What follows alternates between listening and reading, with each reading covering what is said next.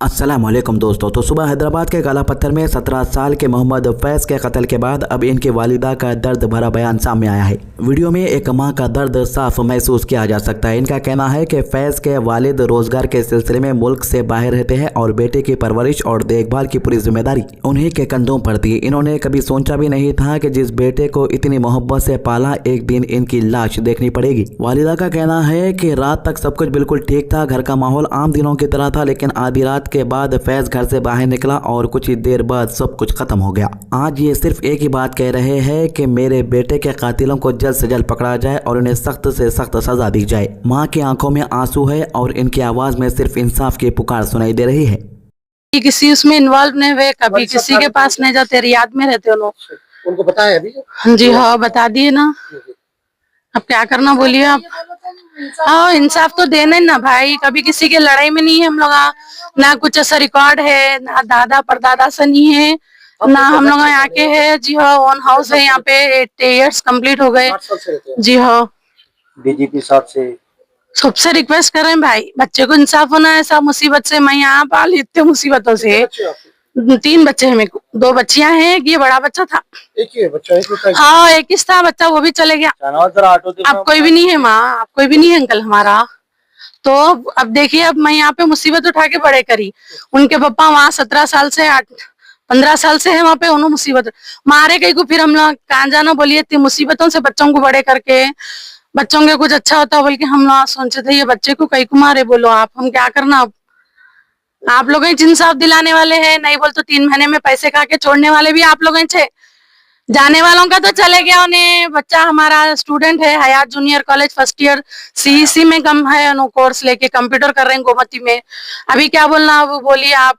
DGP साहब, इस वाक़े के बाद इलाके में कई तरह की बातें भी सामने आ रही है। कुछ मकामी लोग अपनी तरफ से यह दावा कर रहे हैं कि हमला नशा करने वाले कुछ अफराद ने किया है, जिसे गंजटी कहते हैं। लेकिन यहाँ एक बात वाज़ेह करना बहुत ज़रूरी है कि इस दावे की अभी तक हैदराबाद पुलिस ने कोई तस्दीक नहीं की है। पुलिस ने ना किसी ग्रुप का नाम लिया है और ना ही कत्ल के पीछे की असल वजह के बारे में कोई रस्मी बयान दिया। पुलिस की तहकीकात अभी जारी है, CCTV फुटेज देखी जा रही है, मोबाइल कॉल रिकॉर्ड की जाँच हो रही है और हर पहलू से इस मामले की इन्वेस्टिगेशन की जा रही है। पुलिस का मकसद सिर्फ एक है, असल मुजरिमों तक पहुँचना और उन्हें कानून के कटघरे में लाना।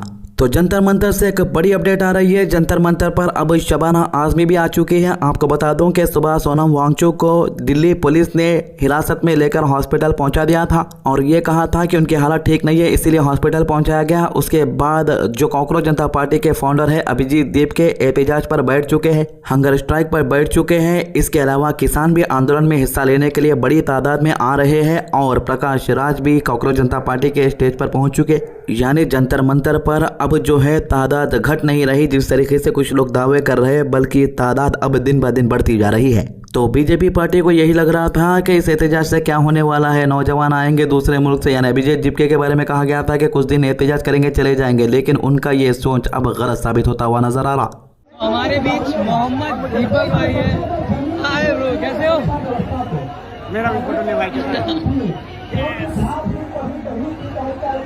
इन्होंने क्रांति लाना स्टार्ट करी थी, तब ये जनता को होश आया था।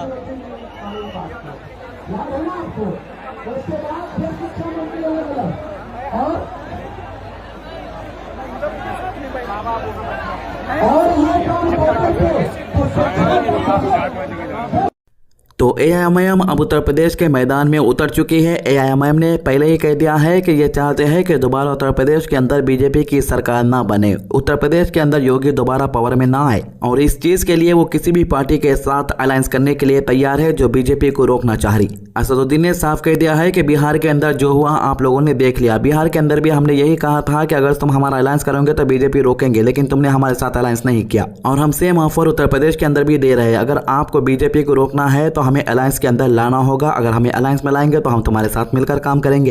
और आज सहारनपुर की मुबारक सरजमीन में खड़े होकर कह रहा हूं, मैं आज भी उत्तर प्रदेश में दोबारा बीजेपी की सरकार ना बने, मैं अलायंस करने के लिए तैयार हूं। मैं आपके दरमियान में खड़े होकर कह रहा हूं, मैं भी नहीं चाहता कि दोबारा बीजेपी की सरकार बने, मगर अगर अगर ये सेकुलर अपने आप को बोलने वाली पार्टी ये कहेगी कि नहीं ओवैसी कमजोर है, वो जीत नहीं सकता, उसके पास सिर्फ एक वोट है, वो तुम है। वो क्या कहते हैं, तुम्हारे पास एक वोट है। बिहार में भी यही कहा था कि ओवैसी के पास एक वोट है। मगर याद रखो, मैं ये जो हाथ बढ़ाया हूं, ये कमजोरी की वजह से नहीं, बीजेपी को रोकने के लिए। अगर तुम कमजोरी समझते हो तो याद रखो, ये हाथ जो आज दोस्ती की तरफ बढ़ा है, कल तुम्हारे गिरेबान के तार से भी खेलने तैयार रहेगा। और उस वक्त रोना नहीं जब नतीजा आएगा, अरे हाय हम हार गए। अरे तुम हारोगे अगर हमको साथ नहीं लोगे तो राजा सिंह के कॉन्स्टिट्यूंसी की पब्लिक परेशान है। मोरियों का ढक्कन के ऊपर से पानी बहकर जा रहा है, नालियों का पानी रोडों के ऊपर बह रहा है, कचरा कुंडियां पूरे फुल है। जब लोग इस बारे में कंप्लेन करते हैं तो बीजेपी गौशाला महल का प्रेसिडेंट सोमराज सिंह यहां पर आके इन्हें धमकी देता है, इन्हें मारने पीटने की बात करता है। मतलब अब गौशाला महल के अंदर आलम यह हो चुका है कि जो लोग वोट डाल के इन लोगों को जिताए हैं, इन्हीं लोगों को धमकी दे रहे हैं कि तुम्हारा काम हम करेंगे। आइए देखते हैं ये वीडियो। बात करो, राजा सिंह ही करा रहे, और राजा सिंह ही करा रहे, तुम एमएलए साहब करा रहे, कौन बोलते, तुम्हारे को बोल रहा हूँ। ये वीडियो देख ले रहे, आपको काय को डरा दे, या घर में आ गए बोला ना, आपको बहुत परेशानी हो जाती। सुनो, आप लोगों को कुछ भी काम नहीं होता, वीडियो काय को ले रहे, वीडियो ले तो मेरी मर्जी, वीडियो लेते, आप क्या कर रहे, तो डर रहे लेते, आप क्या, अरे लेते वीडियो लेते क्या होता है वीडियो लेते, तो वही तो पूछ रहा हूँ, क्या होता है, फिर बात करो। अभी गौशाला महल के प्रेसिडेंट को वीडियो का पावर नहीं मालूम है। जब वीडियो वायरल होता तो अच्छे नए काम करने वाले भी काम कर देते। अभी नहीं खुद वीडियो कहीं को ले रहे, बल्कि फोन निकाल के इन्हें वीडियो लेना शुरू कर दिया। हाँ, हाँ, काम शुरू भी इनकी वजह से हो भाई। इन्हों ओपनली बोल रहे, इन्हों लोध समाज का कमेटी हाल का काम रुकाएंगे बोल रहे। एमएलए साहब इनका नंबर ब्लॉक करके फेंके, इन्हों एमएलए साहब का नंबर भी हमारे पास डिलीट करके फेंके भाई। बड़ा भूल डालो तो क्या बोले मालूम, हमारे से नहीं होता ये। पहले नहीं बोले हम तुझे मोरिया डाले, जब को हमारे को नहीं बोले, ऐसे छोड़ के गए सालों से। राजा सिंह कुछ भी नहीं करा रहा बोल रहा है भाई। एक बार तो आके झाँक के नहीं जा रहे हो इधर आके, महीने में क्या प्रॉब्लम है। ये पहली बात तो तुम्हारे तरफ से ये यूट्यूब में डाल के हमारे को परेशान करके रखे। कैसा डालना था या सेंटर से डालना था ऐसा। तो आप लोग सोच रहे होंगे कि क्या यहाँ पर बुर्ज खलीफा बनाने की बात हो रही, नहीं होता भाई, खाली मोरियों की बात हो रही। मोरियों के पाइपों को तक सीधा न डाले बोल के पब्लिक परेशान है। अब गौशाला महल के बीजेपी का प्रेसिडेंट बोल रहा है कि आप लोग बोलो कैसा डालना था पाइपा मल के, मतलब को ये लोग सिर्फ पाइपा मोरियों के तक सीधा नहीं डाल सक रहे।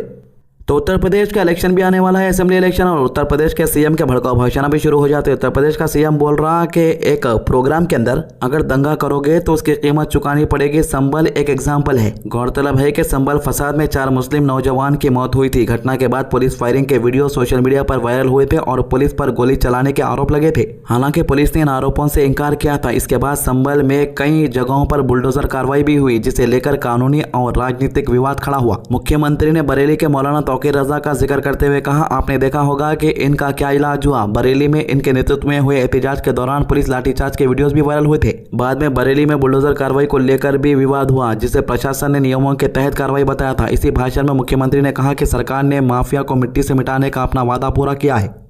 क्या 17 के पहले कोई संभल का नाम लेने की हिम्मत करता था? तब तो एक तुर्क आकर के यहां पे अपमानित करता था और यहां के देसी मुसलमानों को भी अपमानित करता था। अपनी टोपी को अपनी आंख में लगा करके उनको चिढ़ाने का काम करता था। अपने को बाबर का वंशज कह करके लगातार यहां के लोगों को, भारत और भारतीयों को अपमानित करने का काम करता था। लेकिन अब तुर्क की तुर्कई नहीं चलेगी। अब नहीं चल सकती है।